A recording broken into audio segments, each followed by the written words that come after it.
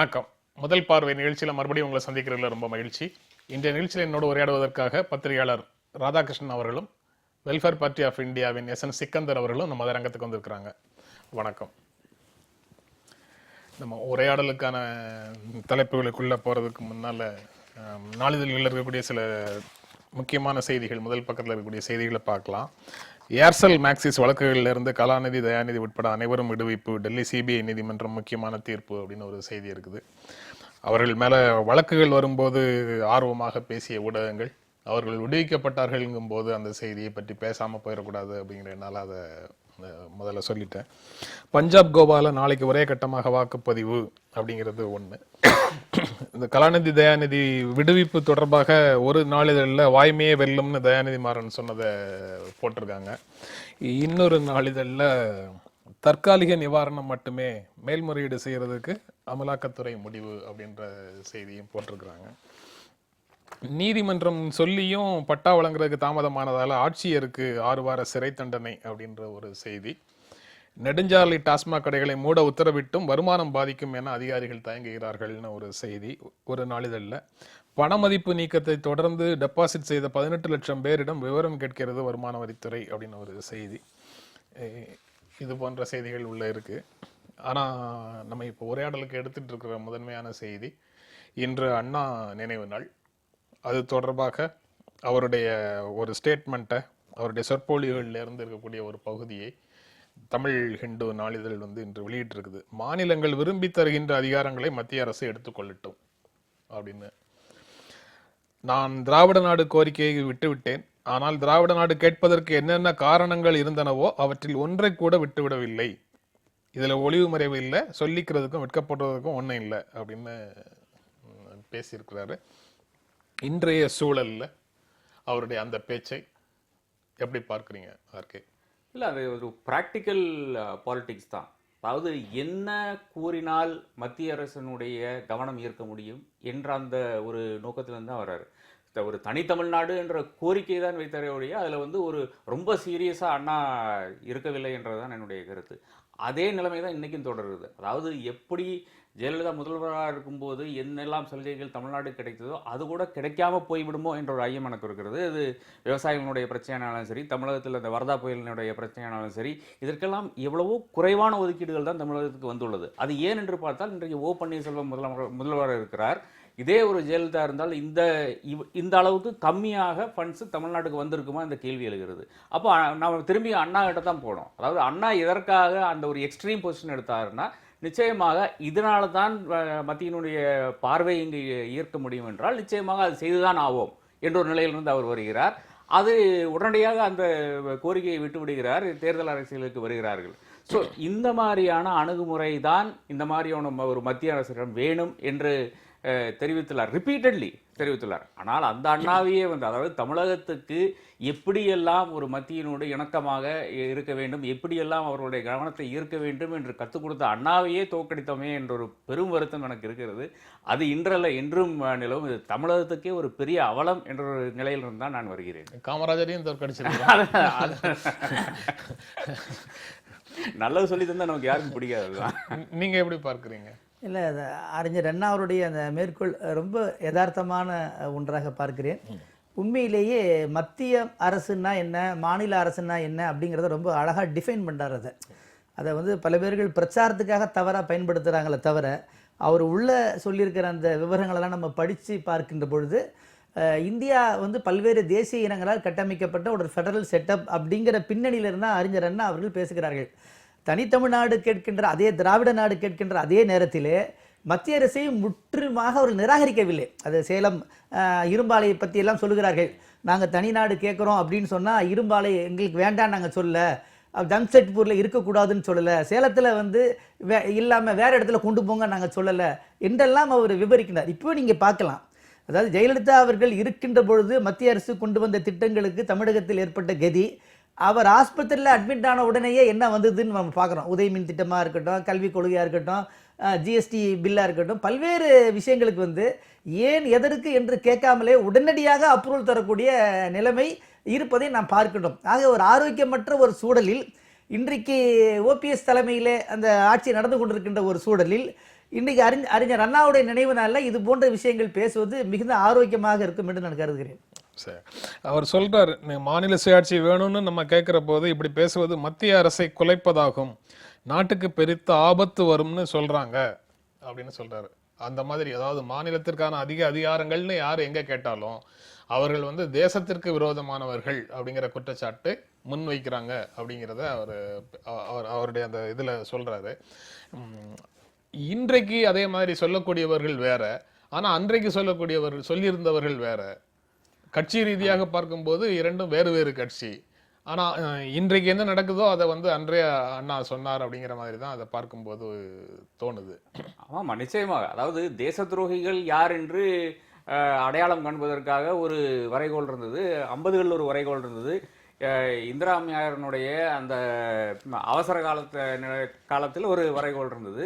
இப்போ பாஜக அரசாங்கம் நடக்கும்போது அது ஒரு பிரதமரை பற்றி நாம் வந்து கிரிட்டிசைஸ் பண்ணாலே தேச துரோகமாகிவிடும் என்ற நிலையில் இருக்குது. அப்போ அந்த அந்த கிரிட்டிசிசம் என்பது இல்லைன்னா தேச துரோகம் என்பது அதற்கான அந்த அளவுகோல் மட்டுமே மாறி மாறி கொண்டு இருக்கிறதே தவிர அந்த கருத்துக்கள் அங்கேயே தான் இருக்குது. அதான் பிரதமரை பற்றி விமர்சனம் செய்தாலே தேச துரோகிகளா அப்படிங்கிற கேள்வியை வந்து டி ராஜா நேற்று நாடாளுமன்றத்திலையும் எழுப்பியிருக்கிறார் போல இருக்கு. இந்திய கம்யூனிஸ்ட் கட்சி நாடாளுமன்றத்திலையும் அவர் ராஜா எழுப்பியிருக்கிறாரு. இன்னொன்று தேச துரோகிகளை பற்றி சமீபத்தில் செய்திகள் மூலமாக அதுக்கு தொடர்புடைய இன்னொரு செய்தி, எண்ணூர் கடல் பகுதியில் பரவிய கச்சா எண்ணெயை அகற்றுவதற்காக கடற்கரையில் திரண்ட மாணவர்கள் அப்படின்னு இன்றைக்கு நாளிதழில் ஒரு செய்தி இருக்கு. கடற்கரையில மாணவர்கள் எதற்கெல்லாம் திரள்வார்கள் அப்படிங்கறத வந்து அவங்க அந்த செய்தியில போட்டிருக்கிறாங்க. கச்சா எண்ணெயை அகற்றுவதற்காக கடற்கரையில் திரண்ட மாணவர்கள் அப்படின்னு. அதான் இன்னைக்கு அரசை எதிர்க்கிறதே வந்து தேச துரோகம் அப்படின்னு சொல்றாங்க, பிரதமரை எதிர்ப்பது தேச விரோதின்றாங்க. அப்போ நமக்கு நினைவுக்கு வருகிறது மன்மோகன் சிங்கை என்னெல்லாம் பேசுறாங்க. பேசாத பிரதமர், ஊமை பிரதமர், இந்த அவையில் சொல்வதற்கு வெட்கப்படக்கூடிய பல்வேறு செய்திகள் எல்லாம் அவங்க பேசுனாங்க தான், இதே பாஜக சார்ந்தவங்க.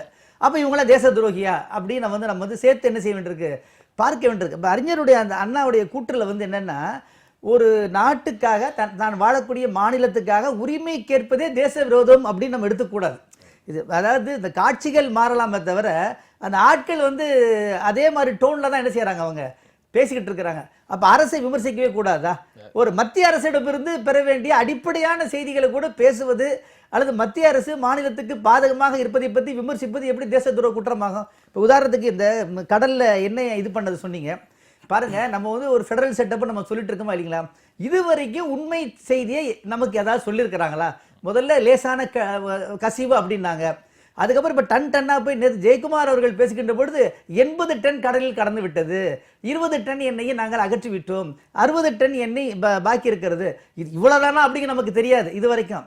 அப்போ நேற்று வரை மாணவர்கள் கூடக்கூடாது அப்படின்னவங்க இன்றைக்கு மாணவர்கள் வர வேண்டும், தன்னார்வலர்கள் வர வேண்டும். ஆக மெரினாவில் வந்து வராதிங்க, 800க்கு வாங்க அழைக்க வேண்டிய துர்பாக்கியமான நிலைக்கு இன்னைக்கு என்ன இருக்கு, மத்திய அரசு மாநில அரசு வந்திருக்கு. எந்தவித அனுபவமும் இல்லாத இன்னொரு ஆங்கில நாளிதழில் அந்த வரியை போட்டிருக்கிறாங்க, அமெச்சூர்ஸ் இன் ப்ரொஃபஷனல் ரோல் அப்படின்னு.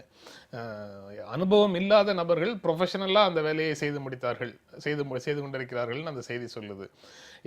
இதன் மூலமாக என்னன்னா, இந்த சோகால்டு எக்ஸ்பர்ட்ஸ், வல்லுநர்கள் என்று கருதப்படுபவர்களை விட களத்துல வேலை செய்வதற்கு ஒரு நேச்சுரல் இன்டெலிஜென்ஸோட ஒரு இயல்பான அறிவுத்திறன்களோட இருக்கக்கூடிய இளைஞர்களும் மக்களும் தான் வந்து எல்லா இடர்பாடுகள்லையும் நாட்டை காக்க வேண்டியது இருக்கு.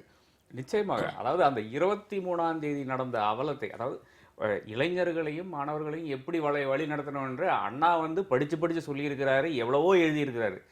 இது என்ன ஒண்ணுமே படிக்கலன்னு நினைக்கிறேன், அதை கூட விட்டு விடுங்கள். ஆனால் அந்த ஒரு மாணவர்களுக்கும் அரசியல்வாதிகளுக்கும் அரசாங்கத்துக்கும் ஆன அந்த இடைவெளி இல்லாமல் இருந்திருந்தால் மாணவர்கள் எப்போவோ வந்திருப்பாங்க. ஒன்றும் இல்லைங்க, இப்போ இருக்கிற தொழில்நுட்பம்ங்கிறது பெரிய அட்வான்ஸ் டெக்னாலஜிங்கிறது பக்கெட்டாக எடுத்துன்னு கொண்டு போய் நாம் வந்து ஏதோ ஒரு கண்டெய்னரில் ஊற்றிட்டு நம்ம அதை வந்து அப்புறப்படுறது தான் இதுதான் இப்போ இருக்கிற டெக்னாலஜி. ஏனென்றால் அது வந்து ரொம்ப கோஸ்ட்னுடைய ரொம்ப அருகாமையில் வந்துடுது. இந்த கோஸ்ட் கார்டுக்குன்னா அவங்களுக்கு வந்து இந்த பொல்யூஷன் கண்ட்ரோல் வெசல்ஸ் இருக்குது, அந்த பெரிய பெரிய கப்பல்கள் வந்து அன்ஃபார்ச்சுனேட்லி இந்த கரைக்கு அருகாமையில் வர முடிய மாட்டேங்குது. இப்போ 800ல் ஆரம்பித்த அந்த ஆயில் ஸ்பில் இப்போ எங்கே வந்து நிற்குதுன்னா இதுல எலியட்ஸ் பீச்ல, மரீனா பீச்ல, இன்னும் சொல்ல போனா திருவான்மியூர்ல அதை தாண்டியும் போய் நிக்குது. ஏன்னா கரண்ட்டுங்கிறது அந்த அந்த சீனுடைய கரண்ட், பே ஆஃப் பெங்காலினுடைய கரண்ட் நார்த்ல இருந்து சவுத்துக்கு தான் வருது. அது எப்போ நாம வந்து எண்ணூர்ல வந்து ஒரு துறைமுகம் ஆரம்பிக்க அந்த இது ஆயத்த பணிகள் ஆரம்பித்தமோ அப்பவே வந்து மரீனா கடற்கரையில் வந்து குவிந்து கொண்டிருந்தது. இந்த சாண்டு, இந்த டெப்ரிஸ் எல்லாம் வந்து குவிந்து கொண்டிருந்தது. அப்ப எல்லாருக்கும் தெரிந்த ஒரு விஷயம், நமக்கே தெரிந்த ஒரு விஷயம், அரசாங்கத்துக்கு தெரியாதா, இல்ல கோஸ்ட் கார்டுக்கு தெரியாதா, இல்ல எண்ணூர் துறைமுக அதிகாரிகளுக்கு தெரியாதுன்னு நிச்சயமாக தெரியும். இதெல்லாம் தெரிந்து கொண்டு எல்லாத்தையும் மறைத்து விட்டு திடீர் என்று பூதாகரமான இந்த பிரச்சனையை வெடிக்கும் போது, இத்தனை அதிகம் மீனவர்களை பாதிக்கும் போது தான் இவங்க வந்து எழுந்திருக்காங்கன்னா என்ன ஒரு அவலம்னு பாருங்களேன். அது இப்போ வந்து மீன்களை வாங்க ஆள்கள் கிடையாது. சில நாடுகள் எல்லாம் ஹைலைட் பண்ணியிருக்காங்க. அப்ப அந்த மீனவர் சமுதாயத்தை இப்போ ஃபர்ஸ்ட் வந்து போய் அடிச்சீங்க, அதன் பிறகு இந்த நொச்சி குப்பம் இல்லைன்னா நொச்சி நகரம் அந்த பகுதியை எடுத்தீங்கன்னா எவ்வளோ ஒரு பாதிக்கப்பட்ட மனிதர்கள் பாருங்களேன். அதுக்கு முன்னால வரதா புயல். ஸோ இந்த மாதிரியான பிரச்சனைகள் அடுக்கடுக்காக மீனவர்கள் மேல் வரும் தாக்குதல்கள், அரசாங்கத்தினுடைய இந்த வெளிப்படைத்தன்மை இல்லாதனால வரும் பிரச்சனைகள், நிச்சயமாக இந்த ஒரு பிரச்சனையில எண்ணூர் போர்ட் அதிகாரிகளையும் சென்னையினுடைய போர்ட்டினுடைய அதிகாரிகளையும் கேள்வி கேட்க வேண்டும், மக்கள் கேள்வி கேட்க வேண்டும். நிச்சயமாக இது ஒரு பெரிய பீப்புள்ஸ் மூவ்மெண்ட் இல்லைன்னா இது நிச்சயமாக ஒன்றும் நடக்காதீங்க. அதான் நடுக்குப்பம் பகுதியில் தற்காலிக மீன் சந்தை ஒன்று நேற்று அமைச்சரால் திறந்து வைக்கப்பட்டது அப்படிங்கிற ஒரு செய்தியும் இன்று நாளிதழில் இருக்கு. இல்லை, அதில் இன்னொன்று என்னென்னா, அந்த கடல் அந்த எண்ணெய் கலந்ததனுடைய முழுமையான செய்தி அதிகாரிகளுக்கு தெரிகிறதா அப்படிங்கிறது எனக்கு ஒரு சந்தேகம் வருது. ஒரு சாதாரணமாக நம்மை போன்றவர்களுக்கு மிக தெளிவாக தெரிகிறது. ஒன்று, அந்த கடலில் அடர்த்தியாக அது கலந்திருக்கிறது, வந்து சூரிய வெளிச்சம் உள்ளே போகாது, தாவரங்களுடைய ஒளிச்சேர்க்கை நடைபெறாது. இது ஒன்று. ரெண்டாவது, நீங்கள் பார்த்தீங்கன்னா மீன்களுடைய செதில்களுக்கும் அந்த எண்ணெய் கலப்பதற்கான வாய்ப்பு இருக்கிறது அப்படின்னு பார்க்குறோம். ரெண்டு. மூணாவது வந்து அந்த ஆக்சிஜன் அந்த கடலில் போய் கலக்காமல் இருப்பதற்கான ஒரு சூழல் இருக்கிறது அப்படின்னு நமக்கு தெரியுது. அதுக்கப்புறம் வந்து தற்காலிகமாக இது வெறும் மணலை போட்டு மூடினாலும் கூட கடற்கரையிலே அதனுடைய பாதிப்புகள் அகழ்வதற்கு நீண்ட காலம் ஆகும் அப்படிங்கிற சாதாரண புரிதல் எல்லாருக்குமே இருக்கிறது. ஆனால் பெரிய வேதனை என்னன்னா, இந்த அதிகாரிகளுக்கோ அல்லது இந்த அரசுகளுக்கோ ஒருத்தர் குற்றம் சாட்டுறாங்களே தவிர, துறைமுக கழகம் பொறுப்பெடுக்க வேணும் அப்படிங்கிறாங்க, மத்திய அரசு பொறுப்பெடுக்க வேணும் அப்படிங்கிறாங்க, மாநில அரசு சரியாக செயல்படல அப்படிங்கிறாங்க. இப்பவே பார்த்தீங்கன்னா அந்த பொறுப்பை தட்டி கழிக்கக்கூடிய செய்தி தான் நம்ம பார்க்கிறோமே தவிர உருப்படியான தகவல்கள் வர மாதிரி தெரியல. இதனால தான் நமக்கு என்ன பயம் ஏற்படுகிறதுனா, ஒரு கடல்ல எதிர்பாராத விபத்தையே இவங்களால கையாள முடியலன்னா கூடங்குளம், கல்பாக்கம் போன்ற அணு உலைகளுடைய விபத்தை எப்படி இவங்க வந்து ஹேண்டில் பண்ணுவாங்க? ஏன்னு கேட்டீங்கன்னா, இவங்க கிட்ட ரெண்டு விஷயம் சார். ஒன்று, எக்யூப்மெண்ட்ஸும் இல்லை, அந்த புரிதலோட அர்ப்பணிப்புணர்வோட வந்து டிரான்ஸ்பரன்சியோட செயல்பட வேண்டும் என்ற எந்த விதமான உத்வேகம் இல்லை. வெறும் வந்து சவட்டு மேனிக்கு என்ன செய்யறாங்க, அவங்க அப்படியே வந்து இருக்கிறாங்க. 750 பேர் வந்து தன்னார்வலர் ஈடுபட்டு இருக்கிறாங்க. வாளியில பாருங்க எவ்வளவு பெரிய நாடு முன்னேறுன்னு சொல்றோம், இயந்திரம் இல்லையா வாளியில. நான் என்ன கேட்கிறேன், இந்த மீனவ குப்பத்தை போய் அடிச்சிங்களா, நடுக்குப்பத்தை போய் அடிச்சிங்களா, ஒன்று இல்லாம நிர்மூலமாக்குறீங்களா? அந்த மீனவன் தானங்க இன்னைக்கு ஃபுல்லா இறங்கியிருக்கான் கடல்ல. ஏன்னா அவனை விடுங்க, அவனுக்கு தான் கடலை பத்தி தெரியும், மணலை பத்தி தெரியும், இயற்கையை பத்தி தெரியும். நீங்க படிச்சுட்டு வர்றதுக்கும் அந்த யதார்த்தத்துக்கு உள்ள என்ன நெருக்கம் இருக்குது என்பது உங்களை விட அவர்களுக்கு நல்லா தெரியும் அப்படின்னு நம்ம சொல்றோம். அதான் நம்ம சொல்றோம். மாநில அரசு வந்து இது போன்ற விஷயங்கள்ல போதிய கவனத்தோடு வேலை செய்ய முடியலங்கிறத ரெண்டு பேருமே சுட்டி காட்டுறீங்கல்ல. அண்ணா சொல்ற அடுத்த வரி அதுதான் வருது. மக்களின் சுகதுக்கத்தோட பின்னி பிணைஞ்சிருக்கிறது மாநில அரசு தானே தவிர மத்திய அரசு அல்ல. மாநில அரசினர் தான் மக்களுடைய குறைகளை நேருக்கு நேர் சந்திக்க வேண்டியவர்கள் அப்படின்னு சொல்றாரு. ஆனா சந்திக்க வேண்டியவர்கள் அண்ணா சொல்ற அரசு வந்து இந்த விஷயங்கள்ல போதிய கவனம் செலுத்தவில்லை அப்படிங்கறத நீங்க ரெண்டு பேரும் சுட்டி காட்டுறீங்க. அதாவது ஒரு நடைமுறை அரசியலுக்கு என்னென்ன தேவையோ இதை வந்து இன்னைக்கும் அது எந்த ஒரு அரசியல்வாதியும் அண்ணாவினுடைய அந்த பேச்சுக்களை படித்தாலே புரியும் என்று நான் கருதுகிறேன். அவர் வந்து என்ன ஒரு பிரச்சனை நடந்தாலும் சரி, அது நடைமுறைக்கு என்ன சாத்தியமோ அதை தான் கூறுகிறார். அதே நீங்கள் பெரியாருக்கு போனீங்கன்னா அவர் ரொம்ப ஒரு தியரிட்டிக்கல் பேசிஸ்ல இருந்து ஃபஸ்ட்டு வந்து சோஷியல் சேஞ்ச் தான் வேணும், அதன் பிறகு தான் இந்த அரசியல் மாற்றங்கள் வேணும், சமூகம் மாற வேண்டும், அதன் பிறகு அரசியல் மாற்றங்கள் தன்னாக வந்துவிடும். அது நிச்சயமாக ஏற்றக்கூடிய ஒரு நிலையில் தான் நாம் இருக்கிறோம். ஆனால் அண்ணாவனுடைய அந்த ப்ராக்டிக்கல் அப்ரோச் இருக்குது, அதாவது அரசியல் வழியாகத்தான் நமக்கு சமூக மாற்றம் வர முடியும் என்ற அந்த அடிப்படை கொள்கை மாற்றத்திலிருந்து அந்த ஒரு இதில் இருந்தால் நோக்கத்திலிருந்து பார்க்கும்போது நிச்சயமாக எந்த ஒரு பிரச்சனைக்கும் சரி, இது ஏன் மீனவர்களை இவ்வளவு கொடூரமாக தாக்க வேண்டும் என்ற ஒரு கேள்வி அங்கிருந்து எழுகிறது. ஏன் மாணவர்களை இவ்வளவு கொடூரமாக தாக்க வேண்டும் என்ற கேள்வி எழுகிறது. இன்னும் இந்த ஆயில் ஸ்பில்லை பற்றி ரெண்டு விஷயங்கள். ஒன்று வந்து இந்த பல்லாஸ்ட் கிளீனிங் என்ற ஒரு ப்ராசஸ் இருக்குது. அதாவது கப்பல்கள் வந்து துறைமுகத்துக்கு வந்து அவங்க அந்த இதெல்லாம் அந்த எண்ணெய் அந்த சரக்கை வந்து அங்கே இறக்கி வைத்த பிறகு வெளியே போவாங்க. அதாவது லோடு பண்ணாமல் அடுத்த ஒரு துறைமுகத்துக்கு போவாங்க. அப்போது துறைமுகத்திலிருந்து வெளியே வந்த பிறகு என்ன பண்ணுறாங்கன்னா அந்த கடல் நீரை வந்து பாய்ச்சுகிறார்கள். அந்த பெரிய பெரிய அறைக்குள்ளால் பாய்ச்சுறாங்க. எங்கே இந்த சரக்குலாம் வச்சுருக்காங்களோ அந்த அறைக்குள்ளால் பாய்த்துட்டு அதை வந்து கழுவி விடுகிறார்கள். இது வந்து பண்ணக்கூடாது என்று ஒரு தெளிவான ஆணையே இருக்கிறது. அது கோஸ்ட்டுக்கு இவ்வளோ டிஸ்கஸல் பண்ணக்கூடாதுன்னு இருக்குது. இது எல்லா இடத்துலையும் இந்த இந்தியாவில் நடந்து கொண்டு தான் இருக்குது. இதை வந்து கண்காணிக்கிறதுக்கு நம்மகிட்ட ஒரு ப்ராசஸும் கிடையாது என்ற நிலை இருக்குது. ரெண்டாவதாக இங்கே பார்த்தீங்கன்னா எண்ணூரில் வந்து மத்திய அரசு, எண்ணூருடைய துறைமுகம், கோஸ்ட் கார்டு மத்திய அரசு, சென்னை துறைமுகம் மத்திய அரசு. சென்னை துறைமுகம் நான் என்ன சொல்கிறேன், ஏன் சொல்கிறேன்னா அது வந்து கோஆர்டினேட்டிங் பாடியாக இருக்கிறது இங்கே இருக்கிற துறைமுகங்கள் எல்லாமே. அதே போல ஒரு போர்ட் அத்தாரிட்டி இருக்குது, அது மத்திய அரசு. இவங்க வந்து என்ன தகவல் மாநில அரசுக்கு கொடுத்தாங்க, அது ஃபஸ்ட்டு கேள்விக்கு உட்படணும். அடுத்ததாக இந்த ஒலிவ் ரிட்லி என்ற ரக அந்த ஆமைகள் வந்து இந்த சீசனில் தான் வரும். டிசம்பர்லேருந்து மார்ச் வரையிலான காலகட்டத்தில் தான் சென்னையில் அருகாமையில் எல்லா இடத்துலையும் வந்து அவங்க வந்து முட்டை போட்டு போவாங்க. அது கம்ப்ளீட்டாக இப்போ தடைப்பட்டு விட்டுற ஒரு நிலை இருக்கிறது. இந்த மாதிரியான ஒரு நிகழ்வு வந்ததுனால அதுக்கு துரிதமான அந்த ஒரு அப்ரோச் இல்லாதனால அது மத்திய அரசு வந்து மாநில அரசுக்கு தெரிவிக்காததுனால மாநில அரசுக்கு அதனுடைய சீரியஸ்னஸ் விளங்கவில்லை என்று நான் கருதுகிறேன். அந்த பேச்சில் உண்டான அடுத்த வரி, மத்திய அரசின் வலிவு அச்சத்தை தருவதற்காக, கலக்கத்தை தருவதற்காக என்றால் நமது கூட்டு சக்தியின் மூலம் நம்மில் ஒவ்வொருவருடைய வலுவையும் கொண்டு அந்த அசுர வலிவை, அரசின் வலிவை சிறுக சிறுக குறைப்பது தான் எங்கள் கடமையாக இருக்கும். ஆமாம், ரொம்ப அழகாக சொல்கிறாங்களே. இப்போ இன்னைக்கு இது சொல்லும் போதே நமக்கு அந்த மெரினா, ஜல்லிக்கட்டு எல்லாமே ஃப்ளாஷ்பேக்கில் வருது. அது என்னதான் அசுர வழியாக இருந்தாலும் கூட நாம் எல்லா விதமான அனைத்தையும் தாண்டி நாம் ஒருங்கிணைக்கின்ற பொழுது கண்டிப்பாக மத்திய அரசை இறங்கி வர செய்ய முடியும் அப்படிங்கிறது வந்து இப்போ ப்ரூஃப் ஆகிருக்குல்ல. இன்னொரு அதில் ஒரு செய்தி என்னன்னு கேட்டிங்கன்னா, புவியியல் ரீதியாகவே இந்தியா ஒன்றாக இருந்தாலும் கூட மாநிலத்துக்கு மாநிலம் வேறுபடுது. கடல் சார் சூழலையாக இருக்கட்டும், நிலம் சார் சூழலாக இருக்கட்டும். உதாரணமாக நீங்கள் நடந்த பேரிடர்கள்லாம் பார்த்தீங்கன்னா அந்த மாநில மக்கள், அந்த பகுதி மக்கள் தான் உடனடியாக ஓடி வர்றாங்க. சென்னையில் ஏற்படக்கூடிய பெருவெள்ளமாக இருக்கட்டும் அல்லது வரதா புயலாக இருக்கட்டும், இன்னைக்கு எண்ணூர் துறைமுகம் சுற்றி வரக்கூடிய அந்த 40 கிலோமீட்டரில் அந்த ஸ்ப்ரெட் ஆகிட்டே போகுது. சூரிய ஒளியே உள்ளே போகாதுன்றாங்க. பல நாட்களுக்கு சூரிய ஒளியே அந்த கடலுக்குள் போகாது. குழந்தைகளே அந்த பகுதியில் அனுமதிக்காதீங்க. சமூக ஆர்வலர்கள் வாமான்னு கூப்பிடுறாங்க. ஆனால் சமூக ஆர்வலர்கள் சொல்கிறாங்க இவங்க குழந்தைகளெல்லாம் அங்கே அனுமதிக்காதீங்க, அந்த மணல் பட்டுச்சுன்னா அந்த காலில் அது பல்வேறு தொற்று நோய்களை அது உருவாக்கும் அப்படிங்கிறாங்க. அப்போ இன்னைக்கு வந்து அந்த மாதிரி அந்த மாநிலத்தை பற்றி புரிதல் உள்ளவங்க ஒன்றாக இணைந்து பங்களிப்பு கொடுக்கும் போது தான் அந்த ஒரு இடரையே வந்து நம்மால் என்ன செய்ய முடிகிறது, அதை நீக்க முடிகிறது. அதுதான் அன்னைக்கு அண்ணா அவர்கள் சுட்டி காட்டுறாங்க. நீங்கள் டெல்லியில் இருந்தால் டெல்லியில் உள்ளவங்க எல்லாத்துக்குமே இதெல்லாம் தெரியும் அப்படின்னு நம்ம வந்து எடுத்துக்க தேவையில்லை. ஒரு ஆட்சி வேண்டும் தான். அப்போ எதெல்லாம் வந்து மத்தியத்துக்கு இருக்கணும், எதெல்லாம் வந்து மாநிலத்துக்கு இருக்கணும் அப்படிங்கிற ஒரு புரிதலை அண்ணா சொல்கிறாரு. அது மட்டும் இல்லாமல் மாநிலத்தில் உள்ளவங்களுடைய விட்டு கொடுக்க அதிகாரத்தை நீ வச்சுக்கப்பா அப்படிங்கிறாங்க. பின்னாடி வருது இவ்வளோ. அது என்னன்னு கேட்டிங்கன்னா அது வந்து ரொம்ப யதார்த்தமாக சொல்லக்கூடிய ஒரு வரி. அப்போ நாங்கள் எங்களுடைய பிரச்சனை நாங்கள் பார்க்குறோம், நாங்கள் தீர்த்துக்கிறோம். எங்களுக்கு எங்கெல்லாம் முடியலையோ உங்களுடைய உதவி, உங்களுடைய கன்சல்டன்சி எங்கே தேவைப்படுகிறதோ அப்போ நீங்கள் வாங்க அப்படின்னு சொல்கிறது உங்களை வந்து புறக்கணிப்பதில்லை. உங்கள் பணிகளை நாங்கள் குறைக்கிறோம், உங்கள் சுமைகளை நாங்கள் குறைக்கிறோம், அந்த அர்த்தத்தில் எடுக்கலாம் அல்லவா? நீங்க சுமைகளை குறைக்கிறோம்னு சொல்றீங்க, அவங்க வந்து அதிகாரத்தை பறிக்கிறோம்னு.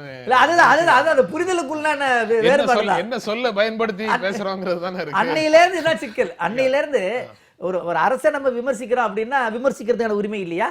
ஒரு பிரதமர்னா எங்குள்ள ஒருவர் நேத்து வரைக்கும் ஒரு கட்சியினுடைய தலைவரா இருக்காங்க. நீங்க சொல்ற இடத்துல அவர் சொல்றது வந்து மாநிலங்களுக்கு தேவையான அதிகாரங்களை மாநிலங்கள் எடுத்துக்கொள்ளட்டும். ஆமா, அப்படிதானே. மாநிலங்களுக்கு தேவையான அதிகாரங்களை மாநிலங்கள் எடுத்துக்கொள்ளட்டும், பின்னர் மாநிலங்கள் விரும்பி தருகின்ற அதிகாரங்களை மத்திய அரசு எடுத்துக்கொள்ளட்டும் அப்படின்னு சொல்றாரு.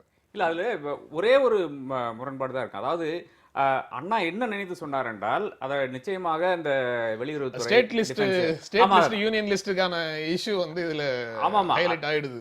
அதாவது சென்ட்ரல் லிஸ்ட்ல அண்ணாவை பொறுத்தவரை இந்த வெளியுறவுத்துறை, டிஃபென்ஸ், டெலிகம்யூனிகேஷன், இந்த மாதிரி 3-4 ஃபினான்ஸ், இந்த 3-4 பிரச்சனைகள் மட்டும்தான் அங்க இருக்கணும்ன்ற ஒரு இதுல அது நாட்டுக்காக கொண்டு வந்திருந்தார். ஆனால் பாக்கி இருக்கிற அனைத்து அதிகாரங்களும் நிச்சயமாக மாநிலங்கள் தான் இருக்கணும். மாநிலங்களால கையாள முடியாத ஒரு சுச்சுவேஷன் வந்தால் நிச்சயமாக அதை நீங்க மத்திய அரசு கொடுத்துருங்க. இப்போ வந்து ஒரு ஒரு மாநிலத்தில் வந்து நிதி நெருக்கடி ரொம்ப அதிகமாக இருக்கும்போது நாம் வந்து மத்திய அரசு தான் நாடுகிறோம். அதே மாதிரி தான் ஒரு செக்யூரிட்டி இந்த மாதிரி மாநிலங்களுக்கு அதிகாரம், இந்த 5-6 துறைகளை மட்டும் மத்திய அரசு பார்த்து கொள்ளட்டும் அப்படின்னு சொன்னா இயல்பாக மத்திய அரசின் சார்பாக பேசுபவங்க இது என்ன டம்மி கவர்மெண்டா, டம்மி அரசா, மத்திய அரசுக்கு அதிகாரமே கிடையாதா, ஒட்டுமொத்தமாக நாட்டை பாதுகாக்கிறதுக்கு உள்நாட்டுக்குள்ள வந்து பாதுகாப்பு அச்சுறுத்தல்கள் வராமல் தடுப்பதற்கு எங்களுக்கு அதிகாரம் வேண்டியது இல்லையா அப்படிங்கிற பதில் கேள்வி வைக்கிறாங்களே, அதுக்கு என்ன பதில் சொல்றீங்க? இல்ல, அதுக்கு மத்திய அரசுக்கு ஒரு கான்ஃபிடன்ஸ் வேணும், ஒரு மெச்சூரிட்டி வேணும். அப்பதான் இந்த மாதிரியான பிரச்சனைகள் வந்து கையாள முடியும். ஒரு மன்மோகன் சிங்கும் இருந்தார். மன்மோகன் சிங் வந்து தன்னுடைய எவ்வளவு பெரிய ஒரு எக்கானமிஸ்டா இருந்தாலும், எவ்வளவு பெரிய ஒரு இந்த ஒரு அட்மினிஸ்ட்ரேட்டரா இருந்தால் கூட அவர் வந்து தன்னுடைய சிந்தனைகளை வந்து மாநிலங்கள் மேல அடிச்சமர்த்தவில்லை. அதாவது ஜிஎஸ்டி என்ற மசோதாவை கொண்டு வரதே வந்து காங்கிரசினுடைய அரசாங்கம் தான். ஆனால் ஜிஎஸ்டி இருக்கும் பிரச்சனைகளை அறிந்து கொண்டுதான் அது வந்து இப்போ அமல்படுத்த வேண்டாம். அது எப்போ அமல்படுத்தலாம்? அந்த 1 இந்தியா 1 டாக்ஸ் ரேட் என்று வரும்போது அது எப்போ அமல்படுத்த முடியும் என்றால் மாநிலங்கள் அட்லீஸ்ட் ஒரு அளவுக்காவது ஒரு சேம் லெவல் ஆஃப் டெவலப்மெண்ட் இல்லைனா ஒரு சேம் லெவல் ஆஃப் அச்சீவ்மெண்ட் இருக்கும்போது மட்டும்தான் அதை நடத்த முடியும் என்ற ஒரு இடத்துல இருந்தால் அவர் வராரு. அப்புறம் பாஜக அரசாங்கம் தடை பண்ணிருச்சு. பாஜக வந்த பிறகு அவங்க வந்து திணிக்கிறாங்க. இந்த மாதிரியான ஒவ்வொரு பிரச்சனை, நீட் ஆனாலும் சரி, இது இப்போ நீட்டுக்கு வந்து தமிழகம் ஒரு பில் பாஸ் பண்ணுது, எங்களுக்கு வந்து நாங்கள் தனியாக நடத்திக்கிறோம், எங்களுக்கு எக்ஸப்ஷன் கொடுங்கன்னு சொல்லி பாஸ் பண்ணுது. அப்போ இந்த மாதிரியான ஒரு பிரச்சனைகள் வரும்போது அதற்கு எப்படி கையாள வேண்டும் என்றால் நிச்சயமாக ஒரு மத்திய அரசு கொஞ்சம் கான்ஃபிடன்ஸ் இருக்கிற மத்திய அரசாங்கம் ஆனால் என்ன செய்யும் என்றால், சரி தமிழகத்துக்கு வேண்டாம் என்றால் அந்த பிரச்சனையை தமிழ்நாட்டு அந்த அந்த பாலிசியை வந்து நம்ம தமிழ்நாட்டில் இம்ப்ளிமெண்ட் பண்ண வேண்டாம் என்ற ஒரு நிலை எடுக்க வேண்டும். ஆனால் அந்த நிலைக்கு மத்திய அரசு இன்னைக்கு போகுமான்னு பார்த்தா அதுக்கு ஆன ஒரு கான்ஃபிடன்ஸும் கிடையாது. நிச்சயமாக இது ஏதோ மத்திய அரசினுடைய ஒரு அதிகாரத்தில் கைகடத்துற மாதிரி மாநில அரசாங்கம் செயல்படுது என்று நினைத்துக்கொள்ளும். முதல் இதுலயே இருக்குது. அதாவது அதிகாரங்களை நாங்கள் ஏன் கேட்குறோம்னா மொழி பாதுகாக்கப்படணுங்கிறதுக்காக கேட்குறோம், பண்பாடு காப்பாற்றப்பட வேண்டும்ங்கிறதுக்காக கேட்கிறோம் அப்படின்னு அவர் சொன்ன ஒவ்வொரு வரிகளுக்கு பின்னாலே இப்போ சமீப கால நிகழ்வுகள் நிறைய இருக்கு. அதான் உண்மையிலே இந்த ஜல்லிக்கட்டு பிரச்சனையை கூட தீர்ப்பதில் மாநில அரசின் சார்பாக திறமையாக செயல்பட்ட ஐஏஎஸ் அதிகாரிகள் அப்படின்னு ஒரு பட்டியல் வந்திருக்கு. அப்போ அந்த மாதிரி ஒரு தகுதியானவங்க அங்க இருக்க போய் தான் மாநில அரசினுடைய செயல்களை புரிந்து கொண்டு இதனுடைய கலாச்சாரம், மொழி, பண்பாடு இவையெல்லாம் புரியாமல் வெறுமனே டெல்லியில் உட்கார்ந்து கூட என்ன செய்ய முடியாது, ஒரு முடிவெடுக்க முடியாது. அப்படி முடிவெடுத்துன்னா பிரச்சனை தான் வரும். இப்போ அதே மாதிரி தான் இப்போ இலங்கையில் வரக்கூடிய தமிழக மீனவ பிரச்சனையாக இருக்கட்டும், கச்சத்தீவு பிரச்சனையாக இருக்கட்டும், பல பிரச்சனைகள் ஏன் வருகிறது அப்படின்னு சொன்னால் இந்த புரிதல் இல்லாதனால தான். இப்போ தமிழகம்னா என்ன, அப்போ வந்து நம்ம கேட்குறோன்னா வந்து அது தேச துரோகமாக நாம் பார்க்கக்கூடாது. அதுதான் நாம் தானே ஓட்டு போட்டு தேர்ந்தெடுக்கிறோம். அப்போ மத்தியில் இருக்கிறவங்களுக்கு என்னென்ன அதிகாரம் இருக்குது அப்படிங்கிறத வரையறை செய்யப்பட வேண்டும். அதனால் நான் கேள்வி கேட்டதுனாலையோ இந்தந்த துறையை நானே பார்த்துக்கிறேன் அப்படின்னு சொல்றதுனாலயோ நான் வந்து அவங்களை விரும்பலை என்ற அர்த்தம் அல்ல. நீங்க வெல்ஃபேர் பார்ட்டி ஆஃப் இந்தியா, ஆமா இந்தியா தான் கட்சியில இருந்து வரீங்க. நீங்க வந்து தமிழ்நாடு அப்படின்னு சொல்லி இருக்கக்கூடிய ஏதேனும் ஒரு அமைப்புல இருந்து வந்திருந்தீங்கன்னா ஒருவேளை இப்படி பேசுவீங்களா தெரியல. உண்மையில தமிழன் ரீதியில நீங்க பார்த்தா கூட வெல்ஃபேர் பார்ட்டி ஆஃப் இந்தியான்னு இருந்தாலும் கூட மாநில பிரச்சனைகளுக்கு மாநிலத்தில் உள்ள ஆட்களுக்கு புரிந்து கொள்ள முடியும். நான் என்ன கேட்கிறேன்னா பாருங்க, உச்ச நீதிமன்றம் அண்ணா பெயர்ல தொடங்கின கட்சி அண்ணா திராவிட முன்னேற்ற கழகம் தொடங்கிய கட்சி பின்னால் அனைத்து இந்திய அண்ணா திராவிட முன்னேற்ற கழகமாக பெயர் மாற்றி கொண்டதுங்கிறது காலத்தின் கட்டாயம். அது மட்டும் இல்ல, இன்னைக்கு கூட திராவிட கட்சிகள் பிரதமரை நிர்ணயிக்கக்கூடியவங்க அப்படின்னு நம்ம சொல்றோம், பிரதமரை உருவாக்குற கிங் மேக்கர்ஸ் அப்படிங்கிறோம்.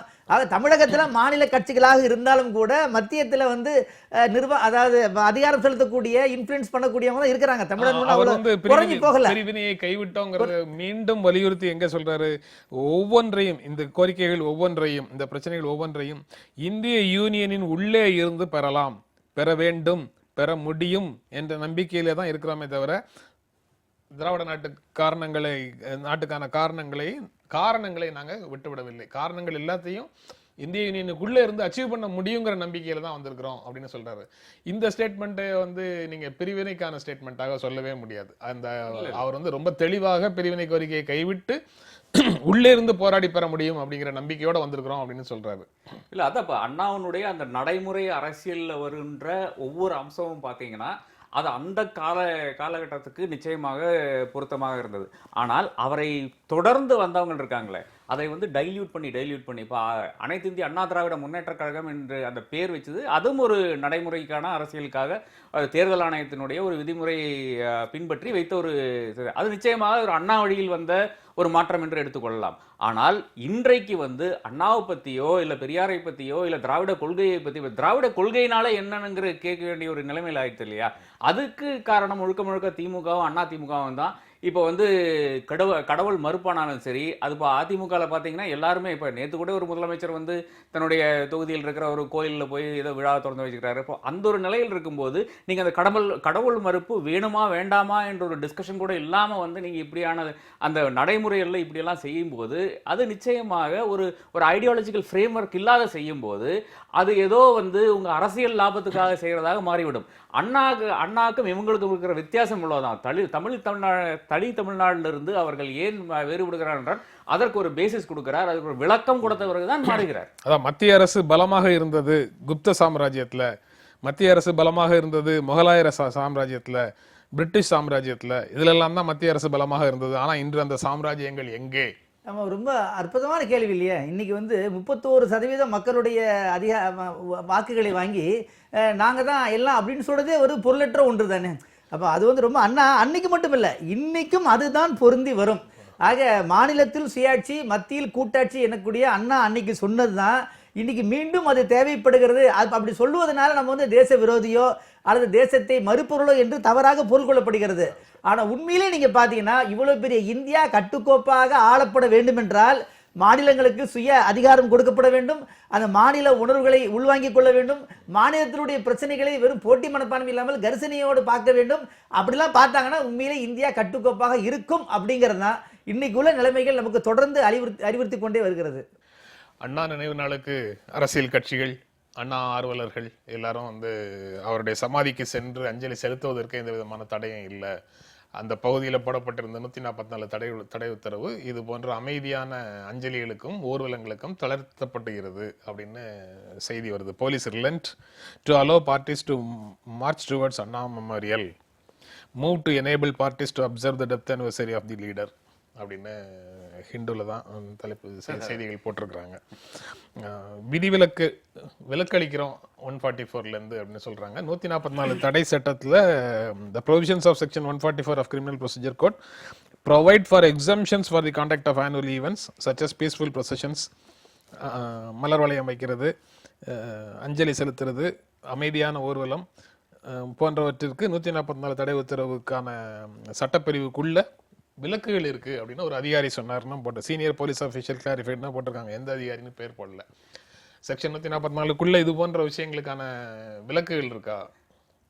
செக்ஷன் 144 அமல்படுத்தி இருக்கிறது என்று வைத்தாலே ஒரு 4 பேருக்குள்ளால மேலே அந்த இடத்துல வந்து இருக்கக்கூடாதுங்கிறது தான் அதனுடைய முக்கியமான சரத்து.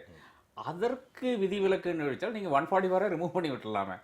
அப்புறம் எதுக்கு 4 பேருக்கு மேலே ஒரு இடத்துல கூடியிருந்து ஏதாச்சும் ஒரு ப்ரொசஷனாக போனாலும் சரி, இல்லை அமைதியான முறையில் கூடினாலும் சரி, அது 144 இல்லை அதுக்கு அதன் பிறகு. ஸோ இந்த விளக்கம் எனக்கு நிச்சயமாக புரிய மாட்டேங்குது. சட்ட வல்லுநரையும் ஏதாச்சும் ஒரு ஜட்ஜிகிட்ட கேட்டு தான் நமக்கு விளக்கம் பெற வேணும்னு நினைக்கிறேன்.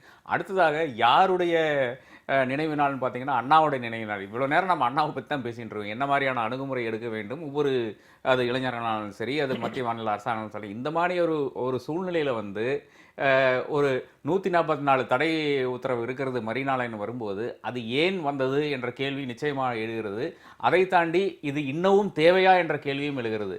அதாவது ஒரு பீச்சுக்கு வந்து மாணவர்கள் வந்து அண்ணா சமாதி இருக்கு, காந்தி சிலை இருக்கு, காந்தியினுடைய சிலை கண்ணீர் வடிக்கிறது அப்படின்னு சொல்லி கவிஞர்கள் சொல்லிக்கிட்டு இருப்பாங்க. தடை உத்தரவு இருக்கு, நான் இருக்கிற இடத்துல தடை உத்தரவு அப்படிங்கிறதுக்கு இன்னுமா நான் இருக்கும் இடத்துல தடை உத்தரவு அப்படின்னு காந்தி சிலை கண்ணீர் வடிக்கிறதுன்னு கூட சொல்லுவாங்க. ஆனா 144 தடை உத்தரவுங்கிறது எனக்கு ஹிந்துல வந்து அந்த சீனியர் அபிஷியல் பெயர் இல்லை, சீனியர் அபிஷியல் கிளாரிஃபைடுன்னு தான் வருது. இல்ல அட்லீஸ்ட் ஒரு பத்திரிகையாச்சும் போய் ஒரு அதிகாரிகிட்ட விளக்கம் கேட்டிருக்காங்களே, எப்படி நீங்க வந்து 144 இருக்கும்போது எப்படி நீங்க தடையை அமல்படுத்தாமல் எப்படி இருக்க முடியும்ன்ற கேள்வி கேட்டிருக்காங்க உங்களுக்கு தெரியுது. நிச்சயமாக 144 நீக்கிவிட வேண்டும், அதுதான் முறையாக இருக்கும் என்று நான் கருதுகிறேன். ஒரு பீச்சுக்கு வந்து ஒரு 1000 மாணவர்களோ 100 மாணவர்களோ கூடக்கூடாது என்று கூறும்போதே அந்த அரசுக்கு தன்னுடைய அந்த லோக்கல் ஸ்டாண்டை இழந்து விடுகிறது. ஏதோ ஒரு பிரச்சனைக்காகத்தான் வருகிறார்கள். இல்லைன்றால் ஒரு ஒரு பீச்சுக்கு வரக்கூடாது, அங்கே வந்து 144 போடுறேன்னு சொன்னால் இதை விட ஒரு விசித்திரமான ஒரு ஆர்டர் உலகத்தில் எங்கேயுமே பிறப்பிக்க முடியாது என்று கருதுகிறேன்.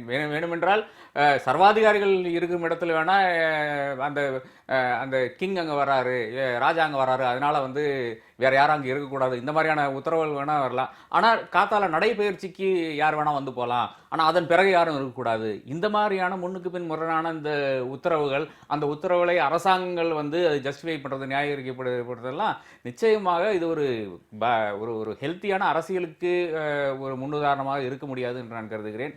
இதை ஒட்டித்தான் ஒரு முதல்வரும் ஒரு ஸ்டாண்ட் எடுக்க வேண்டும். முதல்வரும் சரி, ஆளுங்கட்சியும் சரி, ஒரு ஸ்டாண்ட் எடுக்க வேண்டும். இது செக்ஷன் 144 வந்து இங்க தேவையில்லை, மரீனாவில் தேவையில்லை என்ற ஒரு நிலையை எல்லா அரசியல் கட்சிகளும் எடுத்துள்ளது. அட்லீஸ்ட் எதிர்கட்சிகள் எடுத்துள்ளது. ஆனால் அவங்க வந்து திமுக எப்போ அதிகாரத்துக்கு வருதோ இதே நிலைமை தான் அங்கும் தொடர்கிறது.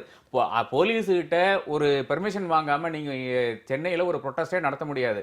அப்புறம் அடுத்ததாக இப்போ கேரளாவில் பார்த்தீங்கன்னா செக்ரட்டரியேட்டுக்கு முன்னாலேயே வந்து எவ்வளவோ பேர் உட்காந்துருக்காங்க. அது வந்து மாசக்கணக்காக உட்காந்துட்டு அஜிடேஷன் பண்றவங்க இருக்காங்க. இங்க ட்ரை பண்ணி பாருங்களேன். நீங்க செக்ரட்டரியேட்டுக்கு முன்னால ஒரு ஊர்வலம் இல்லைன்னா ஒரு தர்ணான்னு வரும்போது அது எங்க பண்றீங்கன்னா இதுதான் ஸ்டேட் கெஸ்ட் ஹவுஸ் முன்னால தான் பண்றீங்க. இந்த ஒரு அவலம் தமிழ்நாட்டில் மட்டும் தான் இருக்குது, பல மாநிலங்களும் கிடையாது.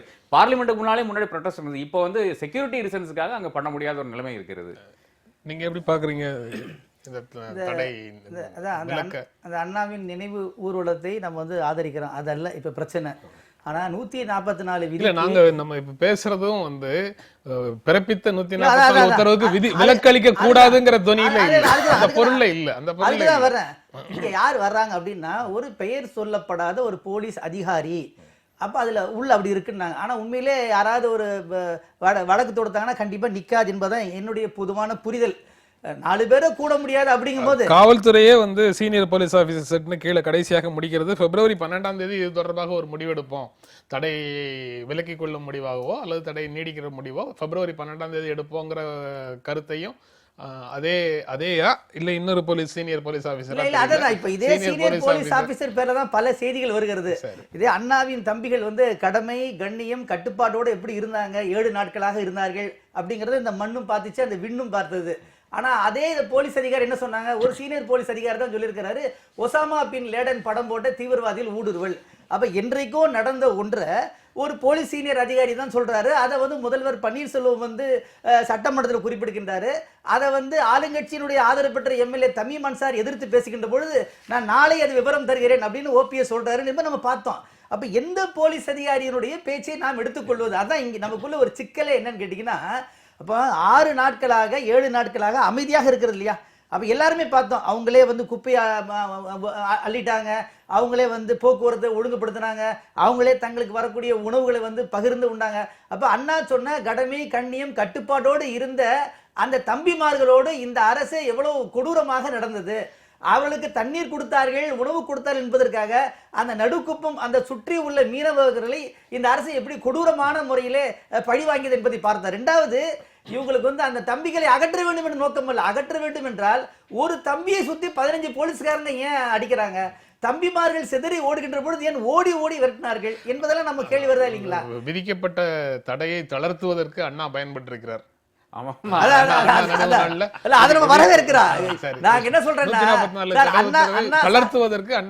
அண்ணா சாலையாக இருக்கட்டும், மெரினாவா இருக்கட்டும், பொதுமக்களுடைய உணர்வுகளை வந்து வெளிப்படுத்துவதற்கு நீங்களே வாய்ப்பு அமைத்து கொடுங்க. அப்படி கொடுப்பது தப்பும் தவறுமாக என்ன செய்யாதீங்க. நல்லவர்கள் மீது நீங்க என்ன செய்யக்கூடாது. இன்னைக்கு வந்து ஒரு கொடூரமான குற்றச்சாட்டை வந்து பண்றாங்க. அரசை பேசுவதே வந்து தேச துரோகம் என்பது போலவும், அரசை விமர்சிப்பது என்பதே நாட்டுக்கு துரோகம் இழைப்பது என்பது போலவும் அந்த கட்டமைக்கப்படுகிறது.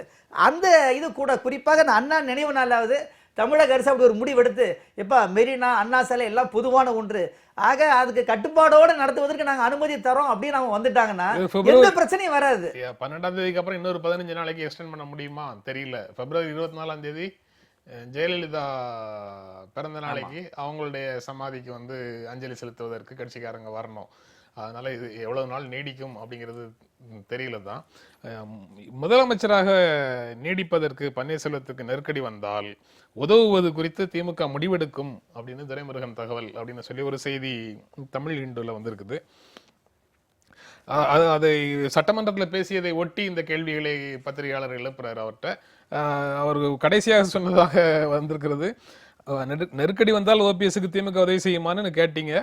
இப்போதைக்கு எதுவும் சொல்ல முடியாது, நெருக்கடி வரட்டும் பார்க்கலாம், அப்போது எங்கள் முடிவை தெரிவிக்கிறோம் அப்படின்னு சொன்னதாக கடைசியாக அந்த செய்தி முடியுது. ஆரம்பத்தில் தலைப்பு எல்லாம் ஒரு மாதிரி இருக்கு, முடியும் போது இப்படி சொல்றாரு. ஆமா, நான் சட்டசபையில் அப்படி பேசினேன், உண்மைதான் அப்படிங்கிறதையும் அவர் ஏற்கிறாரு. ஒரு கட்சிக்குள்ள அனைத்து இந்திய அண்ணா திராவிட முன்னேற்ற கழகத்துக்குள்ள அந்த மாதிரி எதாவது நெருக்கடி இருக்குதா? இல்ல இப்படி ஒரு நெருக்கடி இருப்பதாக ஒரு சித்திரத்தை உருவாக்கி ஏதோ குழம்பிய குட்டையில மீன் பிடிக்கிறதுக்கு முயற்சி அப்படின்னு சொல்லுவாங்களே, அந்த மாதிரியான விஷயமா? அங்க உண்மையிலேயே நெருக்கடி இருக்குதா? ஒன்றும் முடியல. அதாவது ஜனவரியில இந்த அரசாங்கம் கலைந்து விடும் அப்படின்னு பேசினவர் நாமக்கல்லையோ அந்த இதுக்கு போன போது முடிய மாட்டேங்குது. அதாவது ஜனவரி முடிந்த போது பிப்ரவரி வருது, ஒரு பெரிய ஒரு போராட்டம் நடக்குது. அந்த போராட்டத்தை கடைசியாக சொதப்பினார்கள். ஆனால் அதுக்கு முன்னால் மிக திறமையோட கையாண்டார்கள். ஒரு ஆர்டினன்ஸ் போட்டாங்க, அதுக்கு முன்னால் பில் கொண்டு வந்தாங்க, இந்த மாதிரியெல்லாம் பண்ணாங்க. ஸோ திமுக எப்படி நடைபெற்றிருக்கிறோமோ, அதை நடத்தி இருக்குமோ இந்த பிரச்சனைகளை, ஏறத்தாழ அந்த அளவுக்கு அந்த ஒரு எக்ஸ்பீரியன்ஸோட அதிமுக, அதுவும் ஒரு முதல்வர், இதுவரை ஒரு முடிவும் எந்த ஒரு பிரச்சனைகளையும் எடுக்காத ஒரு முதல்வர் இவ்வளோ சிறப்பாக விளங்குகிறாரே, இது திமுகவினால பொறுத்துக்கொள்ள முடிய மாட்டேங்குது. அப்போ அசம்பிளிக்குள்ளாலே எவ்வளவோ கிண்டல் கிளியில முதலமைச்சர் மேல, அதாவது நீங்க உங்களுடன் இருக்க எம்எல்ஏஸ் தான் நீங்க கொஞ்சம் கவனமாக இருக்க வேண்டும், இந்த மாதிரியான ரீதியிலெல்லாம் பேச்சுக்கள் வருது. அந்த பேச்சுக்கள் எல்லாம் கேட்டுக்கொண்டு ஓ பன்னீர்செல்வம் சிரித்து கொண்டிருக்கிறாங்க. ஆனால் புன்னகை மாதிரி அவருடைய ஒரு ஸ்டைல் இருக்கு, அதில் சிரித்து கொண்டு. ஆனால் ஏதோ ஒரு பிரச்சனை வரும்போது, இப்போ ஜல்லிக்கட்டை பற்றி ஸ்டாலின் பேசுகிறார், அதில் ரொம்ப சீரியஸான ஒரு குற்றச்சாட்டை வைக்கிறார். அதற்கு எழுந்து பதில் சொல்கிறார், இல்லை நீங்கள் தான் 2011 அந்த புல்ஸை இந்த பெர்ஃபார்மிங் யூனிவர்சிட்டியில் கொண்டு வந்தீங்க. அப்போ ஸ்டாலின் எழுந்து பேசுகிறார். அது பேசும்போது அவர் என்ன சொல்றாரு, உண்மைதான், ஒத்துக்கொள்கிறேன் என்று சொல்கிறார். அப்போ இது ஒரு மீமாக வெளியே வருது. அதாவது ஓ பன்னீர்செல்வத்தினுடைய அந்த பதிலும் கடுமையான பதில், அவர் இவ்வளவு ஸ்ட்ராங்கா பேசினதே கிடையாது. அதன் பிறகு இல்லை ஒத்துக்கொள்கிறோம் என்று வருகிறது, அது அப்படியே ஒரு மீமா வருது. அப்ப இவ்வளோ திறமையாக ஒரு முதலமைச்சர் ஒரு ஆளுங்கட்சி ஹேண்டில் பண்றதை நிச்சயமாக திமுகவினால பொறுத்துக்கொள்ள முடியாது என்ற ஒரு பொருள் தான் இதிலிருந்து வருது. நீங்க எப்படி பார்க்கிறீங்க? திமுக மட்டும் அல்ல, நீங்க ஆரம்பத்தில் அந்த கேள்வி கேட்ட அண்ணா திமுகக்குள்ளேயே கூட அதை விரும்பாதவர்கள் பல பேர் இருக்கிறார்கள், இருக்கக்கூடும் அப்படிங்கிறது தான் டெல்லியிலேருந்து வரக்கூடிய பல செய்திகள், தமிழகத்திலேருந்து வரக்கூடிய பல செய்திகள் நமக்கு தொடர்ந்து சுட்டிக்காட்டி கொண்டே வருகின்றன. ஜெயலலிதா அவர்கள் இறந்த அன்று கூட இதே நேரலையில் ஒரு செய்தியை குறிப்பிடும்போது நான் குறிப்பிட்டேன், நினைவு கூறுகிறது. அதாவது ஓபிஎஸ் அவர்கள் 2 முறை ஏற்கனவே இருந்தாலும் கூட முழுமையான அதிகாரம் கொடுக்கப்பட்டு வாய்ப்பு அளிக்கப்படவில்லை. ஆக இன்றைக்கு அவர்கள் முழுமையாக அதிகாரம் கொடுக்கப்பட்டு வாய்ப்பளிக்கப்பட்ட பிறகு வரக்கூடிய முதல் இஷ்யூ ஜல்லிக்கட்டு பிரச்சனை. அந்த பிரச்சனையை நான் பார்த்த அளவில், நான் புரிந்து கொண்ட அளவில் உடனடியாக டெல்லிக்கு சென்று அந்த கம்யூனிகேஷன் ப்ராப்ளம் இருக்கலாம், அது அவங்க என்ன முடிவெடுத்தாங்க அப்படிங்கிறத இந்த மாணவர்களுக்கு எடுத்து சொல்வதில் ஒரு ஒரு ஒரு சரியான முறையில் அணுகவில்லை. அதுக்கப்புறம் அந்த நீதிபதி ஹரிபரந்தாமன் போன்றவர்கள் இது பூவுலக நண்பர்கள் சுந்தரராஜன் போன்றவர்கள்லாம் எடுத்த முன்முயற்சி, தியாகு எடுத்த முன்முயற்சினால அது புரிய வைக்கப்பட்டது அப்படிங்கிறத நம்ம பார்த்தோம். ஆனால் ஆசிய முதல்வர் என்ற ரீதியில் அவங்க என்ன செய்யிருக்கிறாங்க, போய் சிறப்பான முறையில் செயல்பட்டு நமக்கு சிந்தாம சிதறாம அந்த பிரச்சனையை கையாண்டிருக்கிறாங்க. அதே மாதிரி இந்த பிரச்சனை, மெரினா பிரச்சனை இப்படி போனதுக்கான காரணம் என்பது காவல்துறை தான் அப்படிங்கிறது எல்லோருடைய புரிதல். அதாவது நம்ம என்னன்னா முதல்வருடைய கையை மீறி அது ஆகிவிட்டதோ அப்படின்னு ஒரு இப்போ வரக்கூடிய பல தகவல்களை ஒப்பிட்டு பார்க்கின்ற பொழுது ஆகிவிட்டதோ அப்படின்னு நினைக்கக்கூடிய நிலைமை தான். ஏன்னா அவருடைய சொல்லியிருக்க தேவையில்லை, சட்டமன்றத்தில் நாளைக்கு விசாரித்து சொல்கிறேன் அப்படின்னு சொல்ல தேவையில்லை. அப்போ முதல்வர் டார்க்கில் வைக்கப்பட்டு அப்படி வருகிறது அப்படின் போது அதிமுக உள்ளே 2 அடுக்கு இருக்கிறதோ 3 அடுக்கு இருக்கிறதோ அப்படிங்கிற ஒரு பொதுவான நிலை தான் நம்மள மாதிரி வெளியே இருந்து பார்க்கறவங்களுக்காக விளங்கிக் கொள்ள முடிகிறது. சிக்கந்தர் சொல்ற மாதிரி பேசுற பகுதியினர் இருக்காங்க, ஊடகவியலாளர்கள் மத்தியிலேயே இவர் பேசுற மாதிரி பேசக்கூடியவர்கள் இருக்காங்க. இன்றைக்கு நாளிதழில் கூட வேற செய்திகள்லாம் இருக்கு. சமீப காலமாக கிட்டத்தட்ட ஜெயலலிதாவினுடைய மறைவுக்கு பிறகு ஒரு ட்ரெண்ட் தெரியுது. அது என்னன்னா, சசிகலா குடும்பத்தினர் சார்ந்த நிலுவையில் இருக்கக்கூடிய வழக்குகளை பற்றிய செய்திகள் நாளிதழ்களில் பார்க்க முடியுது. அது திடீரென்று அவையெல்லாம் உயிர் பெற்றனவா, திடீரென்று அவையெல்லாம் இல்ல ஏற்கனவே வந்து தேதியிடப்பட்டு வச்சிருந்த விஷயங்கள் எல்லாம் தான் இப்ப தற்செயலா வருது. நாம தான் தேவையில்லாம அதையெல்லாம் கற்பனை செய்றோமா அப்படிங்கிறது புரிய மாட்டேங்குது.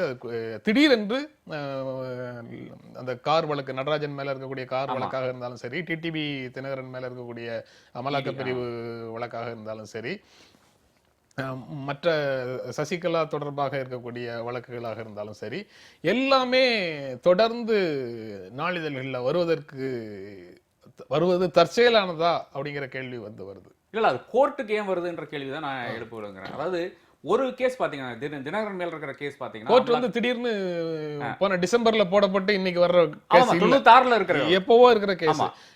எவ்வளவு 2011ல இருந்து இவ்வளவு காலம் வந்து அதை பற்றிய செய்திகளே நம்ம பார்க்கல. ஆமாமா. அல்லது நம்ம கண்ணுக்கு தெரியலையா இல்ல தெரியல. இல்ல வரல நிச்சயமா வரல. 18 ஆண்டுகள் வரவே இல்லையா? அதை பத்தி பேசவே 96ல போட்ட வழக்கு வந்து திடீரென்று யாருடைய பெஞ்சில் வருதுன்னா ஃபர்ஸ்ட் பெஞ்சில் சஞ்சய் கிஷன் கௌலுடைய பெஞ்சில் வருது.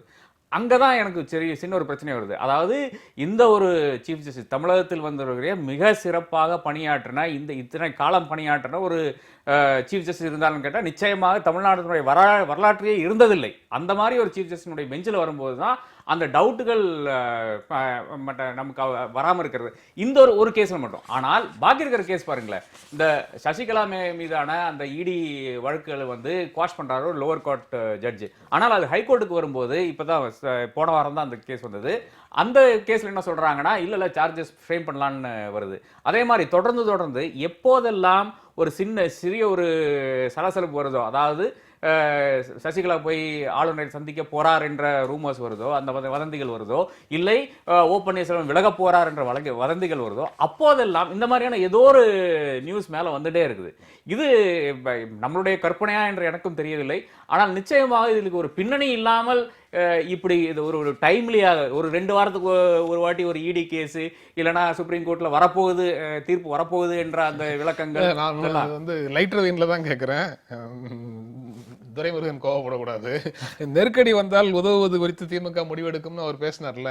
இந்த செய்திகளுக்கெல்லாம் பின்னால அதையெல்லாம் செய்தியாக வரவழைக்கிற அளவுக்கு திமுக வலிமையாக இருக்குதா? நிச்சயமா கிடையாது. திமுக ஒரு காலத்துல இருந்து 2004ல இருந்து ஏறத்தாழ 2010 வரையான காலங்களில் திமுக என்ன நினைத்தாலும் அது மத்திய அரசில் அது செய்யக்கூடிய ஒரு இடத்தில் திமுக இருந்தது. ஆனால் அதன் பிறகு அது ஏர்செல் மேக்சிஸ் வழக்கானாலும் சரி, 2G வழக்கானாலும் சரி, அதன் பிறகு வந்த காலகட்டங்களில் நிச்சயமாக திமுக அந்த செல்வாக்கு இல்லாமல் போய்விட்டது. இது ஏதோ தற்செயலாக திமுகவுக்கும் உதகுது என்ற நிலையில் தான் வருகிறதே தவிர அது யார் செய்கிறார் என்று நமக்கு எல்லாத்துக்கும் தெரியும். ஆனால் வெளிப்படையாக கோர முடியாத ஒரு நிலையில் நாம் இருக்கிறோம். இல்ல நான் எப்படி அது பார்க்குறேன் அப்படின்னா, அந்த வலிமையாக இருக்கிறதா என்பதல்ல. ஆனால் ஏற்கனவே ஆண்ட கட்சி அப்போ டெல்லியிலையும் மாநிலத்திலையும் கணிசமான அவங்களுக்கு இன்ஃப்ளூயன்ஸ் இருக்கு. அது மூலமாக அவங்களுக்கு நமக்கு தெரியாத பல செய்திகள் துரைமுருகனுக்கு கண்டிப்பாக தெரியும். அப்போ அதனால தான் அவர் வந்து சூசகமாக என்ன சொல்றாருன்னா, ஒரு கால் இப்படியெல்லாம் வரலாம், அவரும் எதிர்பார்ப்பு இருக்கும் இல்லையா, இப்படியெல்லாம் வருகின்ற பொழுது, தேவை ஏற்படுகின்ற பொழுது நாங்கள் என்ன செய்வோம், பரிசீலிப்போம், நாங்கள் வந்து ஆதரவு கொடுப்போம் அப்படிங்கிறாங்க. ஆனால் இது நீங்கள் சொல்கிறதுபடி பார்த்தீங்கன்னா இது தற்செயலாக நடந்ததாக தெரியவில்லை. இது ரொம்ப ரொம்ப செயினாக ரொம்ப திட்டமிட்டு ஒன்றொன்றாக அது வருகிறது, மேலே வருகிறது, கோர்ட்டினுடைய இது நினைவூட்டப்படுகிறது, ஊடகங்களில் வந்து கசிய விடப்படுகிறது. அப்படின்னா அது வந்து அவங்கள வந்து ஒரு கார்னர் பண்ணதுக்கான திட்டங்கள் தொடர்ந்து அடுக்கடுக்காக நடைபெறுகின்றன அப்படிங்கிறது தான் நமக்கு புரிகிறது. இது வந்து நம்ம விட துரைமுருகன் அவர்களுக்கு மிக தெளிவாக புரிந்திருக்கும். அப்போ அதனால அவர் வந்து நாளைக்கு வரப்போவதை யூகித்து ஒரு கால் இப்படி உள்ளிருந்தே நெருக்கடிகள் வரலாம், அப்படி வருகின்ற பொழுது நாங்கள் என்ன செய்வோம் அப்படிங்கிறத நாங்கள் வந்து என்ன செய்வோம், அப்போ முடிவெடுப்போம். அந்த அளவில் நான் அதை புரிஞ்சுக்கிறேன். இன்னொரு புரிதல் இருக்கு. உள்ளுக்குள்ள ஒரு நெருக்கடியும் இல்ல, வெளியில இருந்து உள்ளுக்குள்ள ஒரு நெருக்கடியை உருவாக்குவதற்காக இந்த மாதிரி செய்திகள்லாம் வெளியில இருக்கக்கூடிய பிளேயர்ஸ் பண்றாங்க அப்படிங்கிற புரிதல். ரெண்டு வாய்ப்புக்கும் சமமான எல்லா விதமான புரிதல்களையும் பார்க்க வேண்டியது இருக்கு. ரெண்டு வாய்ப்பு இருக்கு. இன்னொன்னு வெளிப்படைத்தன்மை இல்ல, அதே சமயம் அக்கௌண்டபிலிட்டியும் இல்லை. அந்த அரசியல் கட்சிகளுக்கான நன்கொடை, கேஷ் நன்கொடை 20,000 2,000 வரைக்கும் 2,000 குறைச்சது இல்லை அப்படின்னு இன்னைக்கு ஹிந்துல ஒரு தலையங்கம் இருக்கு. ஆமா, இது பெரிய விசித்திரம் என்னன்னா, 20,000னா ஒரு நபருடைய பேர் வேணும், அவருடைய பேன் கார்டு வேணும். 2,000னா 10 பேருடைய வேணும். இந்த அளவுக்கு அரசியல் கட்சியை வேலை செய்ய வச்சிருக்கோம்ல, அவ்வளவுதான். வேற அப்படிதான் அந்த தலையங்கத்துல சொல்லுது. ஒரு டிஸ்கம்ஃபர்ட்டை கொடுத்திருக்கீங்களே தவிர வேற ஒண்ணும் இல்ல அப்படின்னு சொல்லுது. இதுதான் தலையாய பிரச்சனை. இதுதான் ஒரு முடிவு இந்த அரசாங்கம் எடுத்ததுல கூட அதனுடைய அது திங்க் த்ரூம்பாங்க. அதாவது ஒரு பிரச்சனை என்றால் அந்த பிரச்சனையை எப்படி கையாள வேண்டும், இந்த பிரச்சனையை எப்படி தீர்க்க வேண்டும் என்ற அந்த தீர்க்க தரிசனம் இல்லாமல் ஒவ்வொரு ஸ்டெப்பையும் எடுக்கும்போது தான் பிரச்சனை வருது. அது டிமானிட்டைசேஷன் ஆனாலும் சரி, சர்ஜிக்கல் ஸ்ட்ரைக் ஆனாலும் சரி, இல்ல அருணாச்சல் பிரதேசத்தில் அரசாங்கத்தை கலைத்ததானாலும் சரி, இந்த மாதிரியான எத்தனையோ அடுக்கிக் கொண்டே போகலாம். இந்த 2-2.5 வருஷத்துல எவ்வளவோ பிரச்சனைகள் வந்துள்ளது. இந்த ஒவ்வொரு பிரச்சனைகளிலும் அணுகுமுறை, இந்த அரசாங்கத்தினுடைய அணுகுமுறை. இப்போ தலையாய பிரச்சனை என்றால் அரசியல் கட்சிகளுக்கு ஃபண்டிங், இதுதான் பிரச்சனை என்றால் அது எப்படி தீர்க்க வேண்டும்? இப்போ கார்பரேட்ஸ்லேருந்து எவ்வளவோ பணம் வருகிறது, அதுக்கு கணக்கு இல்லாமல் பணம் வருகிறது. அப்போ நீங்கள் கார்பரேட் அதாவது பெரும் முதலாளிகள் வந்து அரசியல் கட்சிகளுக்கு ஏன் காசு கொடுக்கணும்? ஏன் காசு கொடுக்கணும் நான் கேட்குறேன்.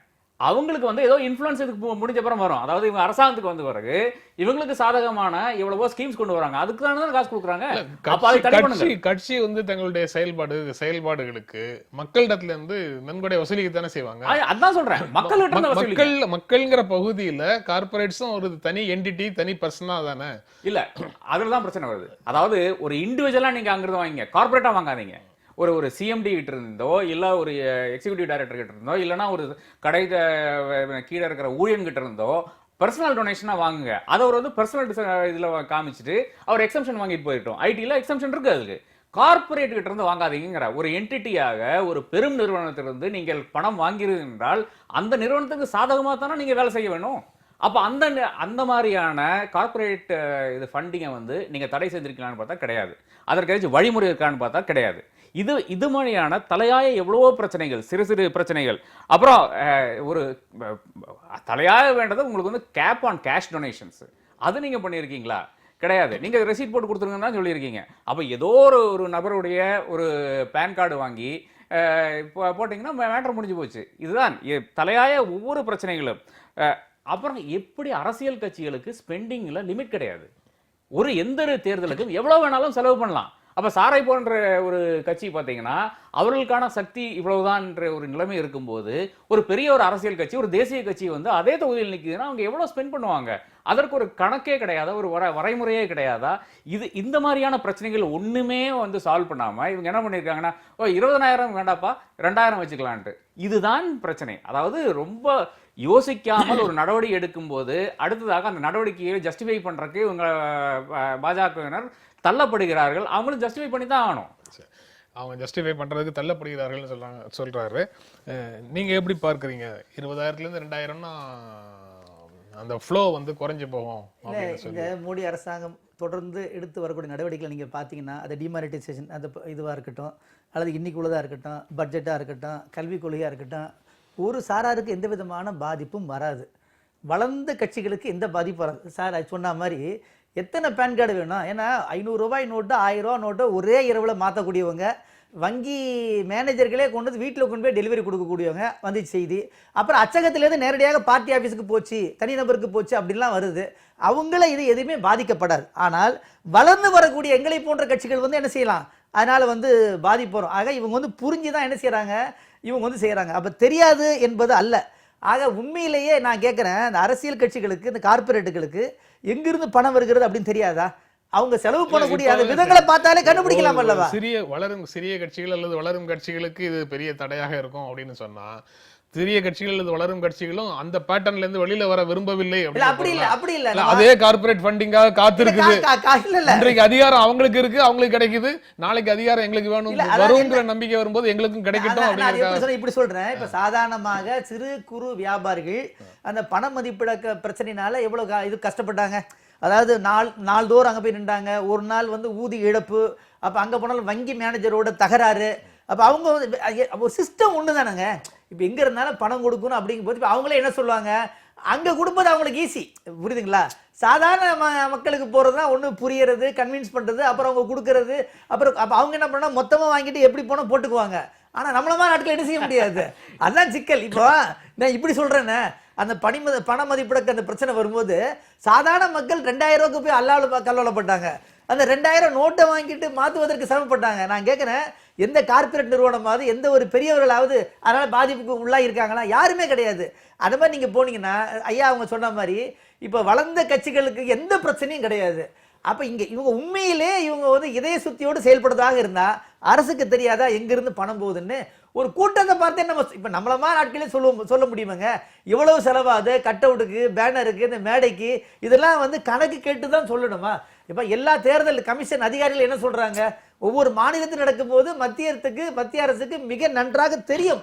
ஆக அவர்கள் நினைத்திருந்தால் அதாவது தடுப்பதற்கான அசலான வழியை அடைப்பதற்கு துணிவில்லாதவர்கள் வெறுமனே பேப்பர்ல எழுதி காட்டுறாங்க அப்படிங்கிற புரிதல் தான் நமக்கு வருது. ஒரு இன்னும் ஒரு 10 ஆண்டுகளுக்கு வந்து வர்த்தகம் கடுமையாக பாதித்தபடி தான் இருக்கும் அப்படின்னு சிதம்பரம் பட்ஜெட்டுக்கு பிறகு நேற்று பேசும்போது ஒரு இடத்துல சொல்லியிருக்காரு. அது அப்படியா இல்லையாங்கிறது வேறு விதமான விவாதத்துக்கு போகும். நான் அதுக்குள்ள ஒரு இன்ட்ரெஸ்டிங் ஏரியா சொல்றாரு. குளோபலைசேஷனை கொண்டு வந்த ஆதரித்த நாடுகள் எல்லாம் இப்போ வந்து ப்ரொடெக்ஷனிசத்துக்குள்ள போயிடுச்சு. ஆமா, எதிர்பாராத இடத்துல சைனா வந்து குளோபலைசேஷனுக்கு ஆதரவாக இன்று நிற்குது அப்படின்னு ஒரு கருத்தை சொல்றாரு. அதை எப்படி பார்க்குறீங்க? நிகழ்ச்சியினுடைய இறுதி பகுதியில் வேற இருக்கிறோம். இல்ல மாறி வரும் உலக சூழ்நிலைக்கு ஏற்று சைனா எப்படி மாறிக்கொண்டிருக்கிறதோ அந்த அளவுக்கு இந்தியாவினால மாற முடிய மாட்டேங்குது, தன்னுடைய கொள்கைகளை மாற்ற முடிய மாட்டேங்குதுன்ற நிலையில் தான் நாம் இதை பார்க்க வேண்டும் என்று கருதுகிறேன். டிமானிட்டைசேஷன் என்பதே எடுத்துக்கொண்டால் அது ஒரு சோசியலிஸ்ட் ஈராவினுடைய ஒரு ஹேங் ஓவராக தான் வருது. அப்போ உலகம் எங்கு சென்று கொண்டிருக்கிறதோ அதை வந்து ஒரு கண்காணிக்கிறதுக்காக ஒரு குழு வேண்டும். அந்த ஒரு பிரதமர்னால் இது முடியாது. ஒரு பிரதமர் என்பது ஒரு பொலிட்டிக்கல் அனிமல், அவரால் நிச்சயமாக இது கண்காணிக்க முடியாது. அதற்கான ஒரு எக்ஸ்பர்ட் குழு வேண்டும். அந்த குழுவினுடைய பரிந்துரைகளை வெயிட் பண்றதுக்காக இன்னொரு குழு தேவைப்படுகிறது. அதாவது ஒரு சீரீஸ் ஆஃப் டிஸ்கஷனுக்கு பிறகுதான் அது எப்படி சைனா செய்து கொண்டிருக்கிறதோ அதே பணியை தான் நாம பின்பற்ற வேண்டும். சைனாவை ஏன் ஃபாலோ பண்ணணும்னு சொல்றதுன்னா, சைனாவினுடைய ஒரு வளர்ச்சி அடைந்த ஒரு சக்சஸ்ஃபுல் மாடல், அந்த மாடலை பின்பற்றுங்கள். அவங்க செய்து கொண்ட எல்லாமே இங்க ரெப்ளிகேட் பண்ணணும்னு சொல்லவில்லை. ஆனால் நிச்சயமாக அந்த பாதைகளை நாம் செல்ல வேண்டி இருக்கிறோம். அந்த பாதையில் சென்றால்தான் ஜாப்ஸ் இப்ப செய்ய முடியும் என்ற நிலை இருக்கிறது, கிரியேட் பண்ண முடியும் என்ற நிலை இருக்கிறது. அதை இந்தியா கையாள வேண்டும். மன்னிக்கணும், நேரம் இல்லை. ப. சிதம்பரம் அவர்கள் சொல்வதை வந்து அன்னைக்கு 6 மாசம் ஆகும்னாங்க, அது உண்மையிலே நிரூபமாகுது. இப்ப 10 ஆண்டு ஆகுன்றாங்க. அப்போ இன்னைக்கு வந்து இந்தியா எந்த விதமான தயக்கம் இல்லாமல் ரகுராம் ராஜன் போன்ற பொருளாதார நிபுணர்களை மீண்டும் அழைத்து வந்து என்ன இந்த குளோபலைசேஷன் வந்து மிகப்பெரிய பாதிப்பு, அதில் முழுமையாக நம்ம வந்து கண்ணை மூடிக்கொள்ள தேவையில்லை, முழுமையாக கதவை திறந்து விட தேவையில்லை. ஒரு நடுநிலையான கண்ணோட்டத்தோடு செயல்படக்கூடிய நெருக்கடியான அவசரமான காலகட்டத்தில் இந்தியா இருக்கிறது அப்படிங்கறத நம்ம சிதம்பரம் சொல்றது நடைமுறையில் இருந்ததுன்னா உலகமயமாக்கலுக்கு ஆதரவாக மிகப்பெரிய குரல் எழுப்பியவர்கள் இன்று ஐரோப்பிய யூனியனும் அமெரிக்காவும் எடுக்கக்கூடிய ப்ரொடெக்ஷனிசத்தை பற்றி என்ன சொல்லுவாங்க?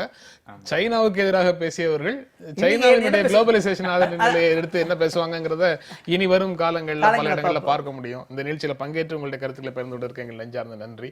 மீண்டும் சந்திப்போம். நன்றி, வணக்கம்.